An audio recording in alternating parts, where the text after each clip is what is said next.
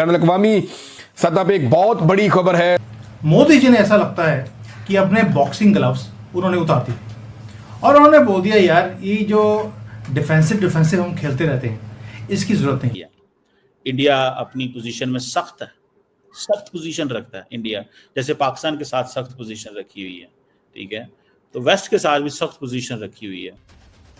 भारत और दक्षिण कोरिया के बीच गहराते रिश्ते अब एक नई मुकाम की ओर बढ़ रहे हैं। दक्षिण कोरिया के विदेश मंत्री चो ह्यून जो हाल ही में इस पद पर नियुक्त हुए हैं, अपनी पहली यात्रा पर भारत पहुंचे हैं और उनका ये दौरा ऐसे वक्त में हुआ जब पहले न्यूयॉर्क टाइम्स कह रहा है no deal and no consequences even for Russia.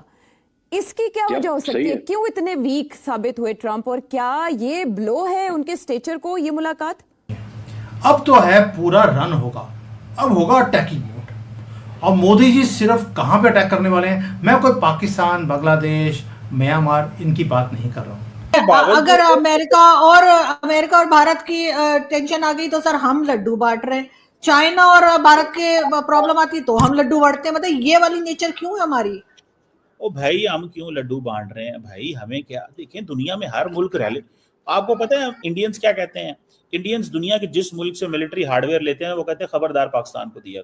दक्षिण कोरिया के विदेश मंत्री का ये दौरा सिर्फ कूटनीति तक सीमित नहीं है, बल्कि दोनों लोकतांत्रिक देशों के बीच विशेष रणनीतिक साझेदारी के 10 साल पूरे होने का भी प्रतीक है। इस दौरान विदेश मंत्री एस जयशंकर ने इस अवसर को एक पुराने मित्र को नए सहयोगी के रूप में मेजबानी करने का बहुत ही खास सौभाग्य बताया। विदेश मंत्री ने इस बात पर भी जोर दिया कि ये यात्रा दोनों देशों की राष्ट्रीय पर्वों के ठीक बाद हो रही है, जो इस रिश्ते की अहमियत को दर्शाता है।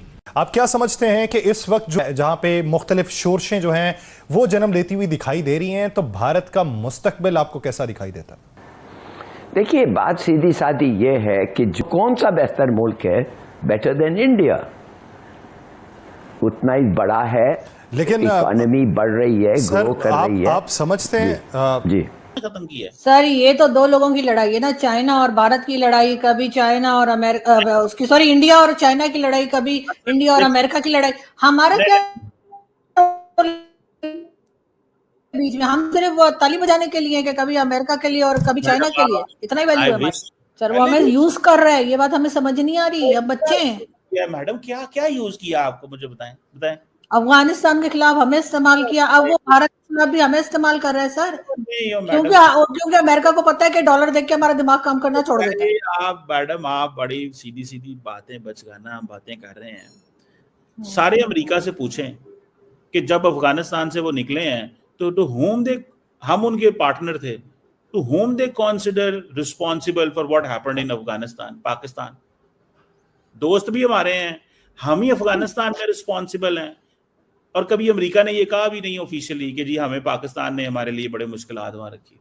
छोड़ दे मैडम, बहुत पैनिक है इस वक्त इस खत्ते के अंदर, बड़ी टेंशन है, बहुत टेंशन्स बढ़ चुकी हैं, हालात बड़े बदल गए हैं, चीजें जो हैं वो चेंज हो गई हैं। अब दक्षिण कोरिया के विदेश मंत्री से जयशंकर ने कहा कि आपकी ये यात्रा हमारे और आपके राष्ट्रीय दिवस के ठीक एक दिन बाद हो रही है, जो इस रिश्ते की अहमियत को दर्शाता है। उन्होंने इस बात का भी जिक्र किया कि हाल ही में कनाडा के G7 शिखर सम्मेलन में पीएम मोदी और कोरियाई राष्ट्रपति यून के बीच बहुत मजबूत जुड़ाव देखने को मिला था। वहीं दोनों देशों के विदेश मंत्रियों की बैठक के दौरान चर्चा के केंद्र में रहे रक्षा, सुरक्षा, व्यापार, अर्थव्यवस्था, कनेक्टिविटी और जनता से जनता के रिश्ते। जयशंकर ने उम्मीद जताई कि एक बहुत ही अच्छा और उपयोगी संवाद साबित होगा। वहीं दक्षिण कोरिया ने भी हाल ही में कश्मीर में आई भीषण बाढ़ को लेकर संवेदना जताई। वहीं विदेश मंत्री जयशंकर ने अप्रैल में पहलगाम में हुए आतंकी हमले की कड़ी निंदा करने के लिए दक्षिण कोरिया के विदेश मंत्री चो ह्यून का आभार व्यक्त किया है। ये बयान भारत दक्षिण कोरिया के बीच भरोसे और सहयोग की गहराई को दर्शाता है। जो खजाना में खर्च दो इसलिए कि हमें क्रेडिट मिल जाए, और फिर उसके बाद जब उन दूसरों का आती है बारी तो उनके पास कुछ ना हो, IMF इन एक्शन आ जाए, इररिस्पॉन्सिबल एक्सपेंडिचर के ब्लेम आ जाए, तो खुदा के लिए डोंट यू नो कि अब इस वक्त एक्शन चाहिए। और क्या एक्शन वो हो सकता है? इदारों के दरमियान, आई एम सॉरी, कोई अफसोस से कहना पड़ता है कि कोई कॉन्फिडेंस है नहीं। इदारे एंड गवर्नमेंट्स, इदारे and opposition, government and opposition, उनमें कोई ये नहीं मैं देख सकता हूँ कॉन्फिडेंस है। तो बेहतर ये है कि चीफ जस्टिस साहब को आप इंट्रोड्यूस करें, चीफ जस्टिस को इंट्रोड्यूस करें और उनको कहें प्लान दो इफ द फ्यूचर, दिसंबर जनवरी में इंटरिम गवर्नमेंट, अप्रैल 3-4 महीने बाद इलेक्शंस, कुछ दो। यही पॉइंट पीस टुगेदर करें आप चीजों को, तो थोड़ा सा आपको इंक्लिनेशन दिखेगा कि भाई हो क्या रहा है। हुआ ऐसा है कि भाई एक तरफ दो पहलू हैं इसके। एक तरफ तो आप देखें कि मोदी और ट्रंप के बीच में जो पर्सनल एक इक्वेशन बना है जो काफी ईगो से भरा है इस टाइम पे। Both the leaders are strong and they don't want to back off, and rightfully so. Modi साहब बोलते हैं मैं देश के लिए खड़ा हूं, मैं अपने लिए नहीं खड़ा, and that is very true.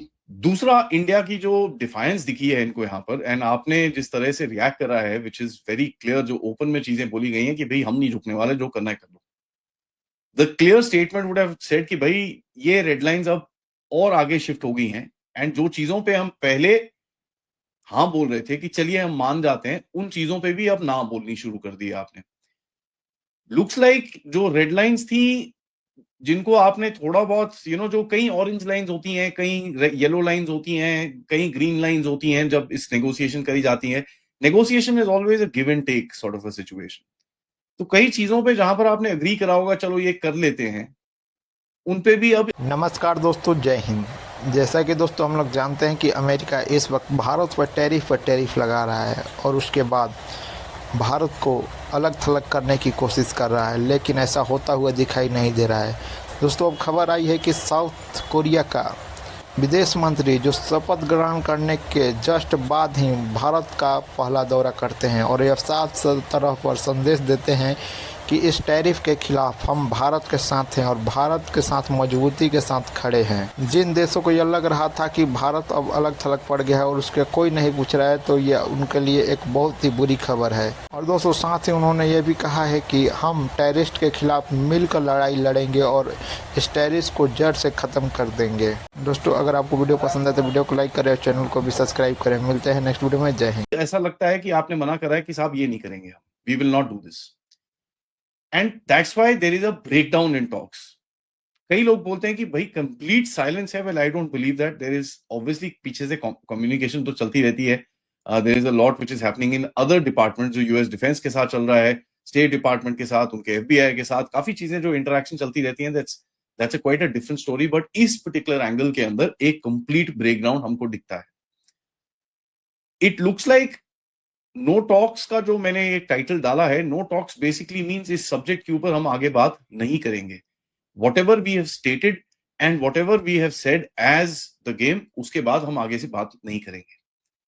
अब अमेरिका ने करा क्या है, वही दोबारा से क्या ह्यूमन राइट्स ये वो बकवास। उसने एक पूरी रिपोर्ट निकाली है स्टेट डिपार्टमेंट की तरफ से, जहां पर हमारे जो एक वेरी गुड एफर्ट जो डिसइंफो लैब है उनके ऊपर टारगेट किया गया है कि साहब ये देखिए भारत में ह्यूमन राइट्स वायलेशन होता है, ये होता है वो होता है। उसके बाद मणिपुर में इधर उधर बहुत जगह